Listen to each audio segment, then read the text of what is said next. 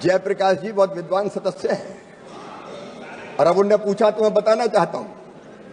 जब पुरानी फसल बीमा योजना, तब जब कांग्रेस की सरकार हुआ करती थी, उसकी इकाई होती थी तहसील, और तहसील और ब्लॉक इकाई होने का मतलब था कि एक किसान की फसल खराब हो जाए मुआवजा राहत नहीं मिलेगी, एक गांव की खराब हो जाए राहत नहीं मिलेगी, 10 गांव की खराब हो जाए राहत नहीं मिलेगी, पूरे तहसील की खराब होगी तो राहत की राशि देंगे। मतलब एक गांव और 10 गांव के किसानों की फसल बर्बाद हो जाए तो वो भगवान से प्रार्थना करे कि सबकी फसल बर्बाद कर दे तब राहत की राशि मिलेंगे।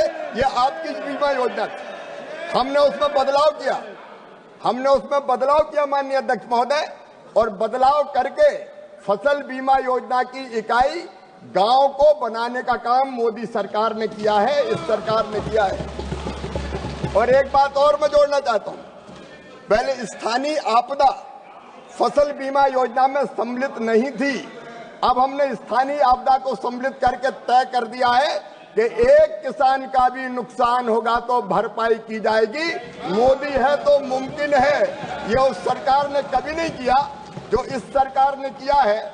उस समय माननीय अध्यक्ष महोदय और अनेकों विसंगतियां थी इस योजना में, मैं उसको भी, अब चूंकि जयप्रकाश जी ने पूछा है इसलिए मैं उनको बताना चाहता हूं।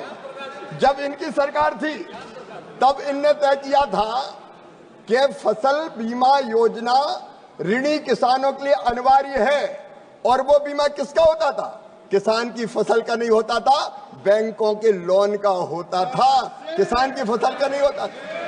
हमने तय कर दिया अब ये योजना अनिवार्य नहीं रहेगी, स्वैच्छिक रहेगी।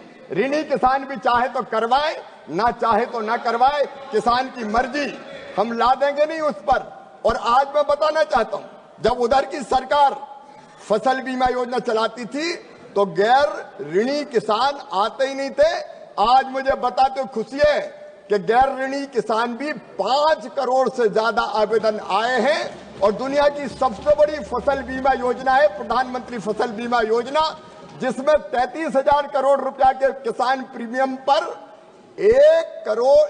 35,000 करोड़ के 1,72,000 करोड़ रुपया किसानों के खाते में देने का काम किया है। तो नरेंद्र मोदी जी की सरकार ने किया है, इसलिए उस योजना में अनेकों सुधार करने का हमने काम किया है। टेक्नोलॉजी का उपयोग करके, माननीय अध्यक्ष महोदय, पहले टेक्नोलॉजी का उपयोग नहीं होता था, क्रॉप कटिंग एक्सपेरिमेंट हाथों से करते थे, और करने वाले ने अगर गड़बड़ कर दी तो किसान न्याय की गुहार लगाता रहता था। अब प्रधानमंत्री जी के विजन के कारण हमने तय किया है, सैटेलाइट आधारित रिमोट सेंसिंग प्रणाली के अंतर्गत नुकसान का आकलन होगा, परफेक्ट आकलन होगा, और आकलन होते ही किसान के खाते में पैसा डाल दिया जाएगा। ये किसान हितैषी सरकार के फैसले हैं। किसान की सेवा हमारे लिए भगवान की पूजा है, इसलिए ये सब काम करने का हम प्रयास कर रहे हैं। श्री कृष्णा